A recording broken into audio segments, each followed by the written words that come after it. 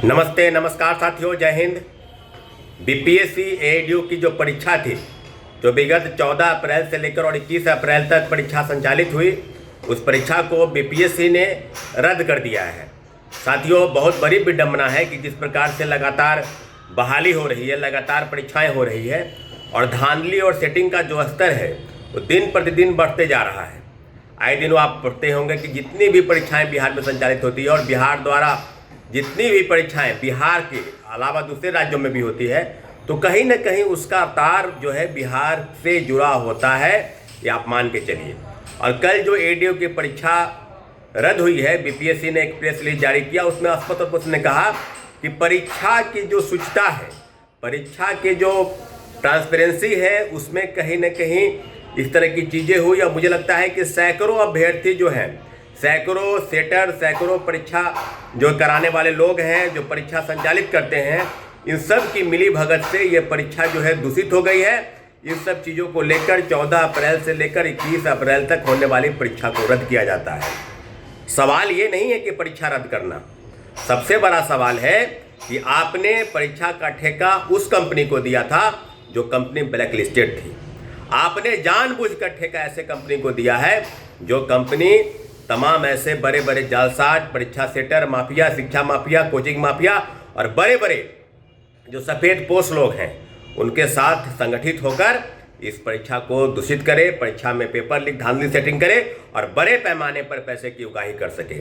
साथियों, आज पहली बार नहीं है कि बीपीएससी ने इसके पहले भी 67वीं पेपर लीक कांड हुआ, उसमें भी टाल मटोल कर रही थी, परंतु अंतोगत्वा उसको परीक्षा रद्द करनी पड़ी। 17वीं सिविल सेवा सबसे बड़ा उदाहरण है कि परीक्षा एक शिफ्ट में आयोजित होने वाली थी और उसको 2 शिफ्ट में आयोजित किया गया। पटना का बापू परिसर केंद्र, जहां परीक्षा सही ढंग से आयोजित कराने में पटना पुलिस प्रशासन और बीपीएससी के अधिकारी बिल्कुल नाकाम रहे और वही परीक्षा जब दोबारा हुई तो हम लोग मांग करते रहे और लगभग बड़े आंदोलन हुए। 100 दिनों तक आंदोलन चला गर्दनी बाग में, उसके बावजूद भी बीपीएससी टस से मस नहीं हुई और परीक्षा जो है रद्द नहीं की। और आज जिस प्रकार से आप बता रहे हैं और तमाम जगहों पर छापेमारी चल रही है, आर्थिक अपराध इकाई की टीम ने जो एसआईटी का गठन किया और जो रिपोर्ट सौंपी गई, उसके आधार पर परीक्षा रद्द की गई है। तो बीपीएससी के चेयरमैन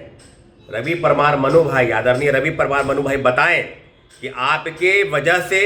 या बीपीएससी के किन अधिकारियों की वजह से या कौन कौन लोग शामिल हैं। अगर एसआईटी का गठन हुआ है और जांच की रफ्तार अगर वाकई में खुली छूट अगर आर्थिक अपराध इकाई को मिलती, तो निश्चित रूप से कई ऐसे लोग हैं, कई ऐसे सफ़ेद पोश लोग हैं जो इसके गिरफ्त में आते। परंतु जांच के नाम पर वही छोटे मोटे प्यादे को पकड़ के गिरफ्त में लेना है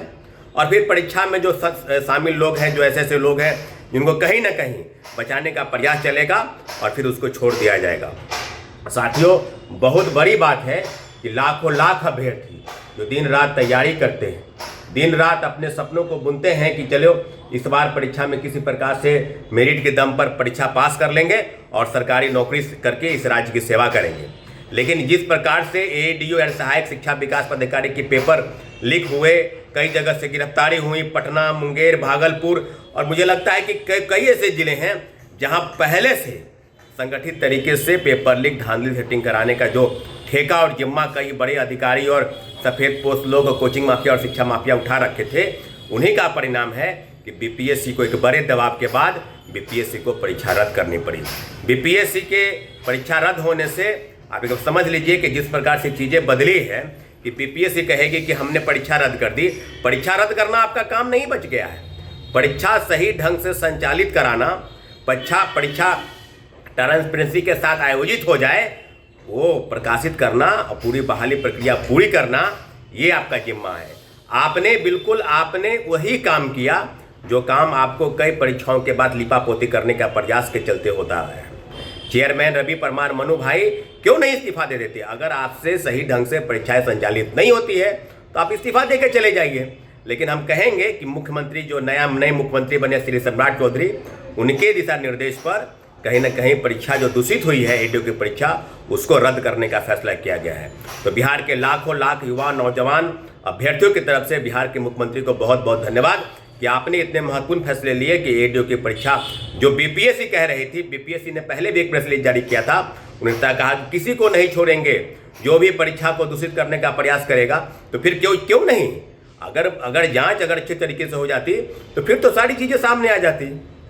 तो मुझे लगता है कि बीपीएससी की बिना मिली भगत के ये संभव नहीं है। बीपीएससी के चेयरमैन तुरंत इस्तीफा दें और नए मुख्यमंत्री जी को चाहिए कि एसआईटी को खुली छूट दे कि कौन ऐसे लोग हैं जो बीपीएससी ही नहीं राज्य के तमाम ऐसे परीक्षाओं में शामिल होकर अभ्यर्थियों को गुमराह करके और जितनी भी चीज़ें हैं पेपर लीक धांधली सेटिंग में संलिप्त होते हैं उनके खिलाफ कठोर कानूनी कार्रवाई की जाए। ऐसी खुली छूट मिलनी चाहिए। एक बार फिर से लाखों लाख अभ्यर्थी की तरफ से बिहार के मुख्यमंत्री श्री सम्राट चौधरी जी को बहुत बहुत धन्यवाद कि आपने एडीयू की परीक्षा रद्द कराने का जो फैसला किया है, इसके लिए बहुत बहुत धन्यवाद।